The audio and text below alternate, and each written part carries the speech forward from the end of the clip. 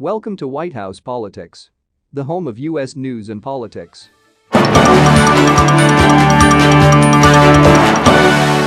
Vladimir Putin has claimed the unrest in Kazakhstan last week that killed at least 164 people was the result of foreign meddling and said a Russian-led military bloc should take steps to ensure future attempts to interfere in the region failed.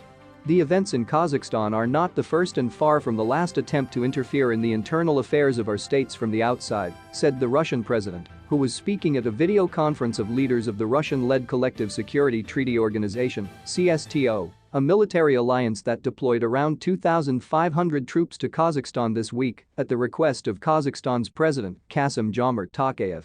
The CSTO, which also includes Belarus, Kyrgyzstan, Armenia and Tajikistan, has never before deployed troops, and many in Kazakhstan expressed extreme unease at having Russian troops on the ground. The measures taken by the CSTO made it clear that we would not let anyone destabilize the situation at our home and implement so-called color revolution scenarios, said Putin. The Russian president believes former Soviet nations should fall into Moscow's sphere of influence and has frequently dismissed popular uprisings as color revolutions organized and financed from abroad. Putin also said the events in Kazakhstan showed the dangers of social media and unrestricted internet use. Putin's words come as negotiations in Geneva begin between US and Russian delegations after Russia demanded a new security deal with Washington and amid fears that Putin is poised to order a further incursion into Ukraine. The fast-moving events in Kazakhstan took the Kremlin and other regional players by surprise. Protests began over a sharp rise in fuel prices and quickly spread across the country, but they were taken over by violent groups who stormed government buildings and the airport in Almaty, Kazakhstan's biggest city. Widespread looting followed.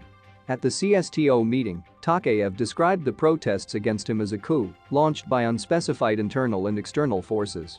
Under the guise of spontaneous protests, a wave of unrest broke out. It became clear that the main goal was to undermine the constitutional order and to seize power. We are talking about an attempted coup d'etat, he said. He also claimed trained Islamist fighters were involved in the unrest. Tokayev has repeatedly described violent protesters as bandits and terrorists and said on Friday he had given an order to security forces to shoot to kill without warning. Although the country is getting back to normal, Tokayev said the hunt for so-called terrorists was continuing. On Sunday, Kazakhstani authorities said 164 people had died in the violence, including 3 children. The Interior Ministry announced on Monday that security forces had detained nearly 8,000 people, a number that is rising sharply each day. It is not clear how many of them will be charged. Concerns about how transparent the investigation process would be arose when state television aired footage of a bruised man who said he had been paid to travel from neighboring Kyrgyzstan and take part in violence.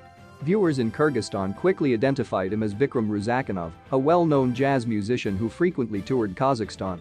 After sustained protest, Ruzakhanov was reportedly released on Monday. Last week, the powerful head of security services, Karim Massimov, was relieved of his duties and then arrested on suspicion of treason. While there has so far been no evidence presented about foreign backing for the unrest, many have speculated that the protest movement was used by groups inside the Kazakh elite to settle differences. Some sources have pointed to recent disagreements between Tokayev and figures close to his predecessor, Nursultan Nazarbayev, who ruled the country from independence in 1991 until 2019 and handpicked Tokayev as his successor.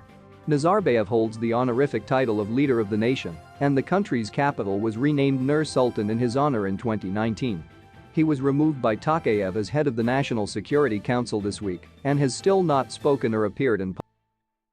That's all for now. Stay tuned and subscribe to White House Politics for more political news and updates.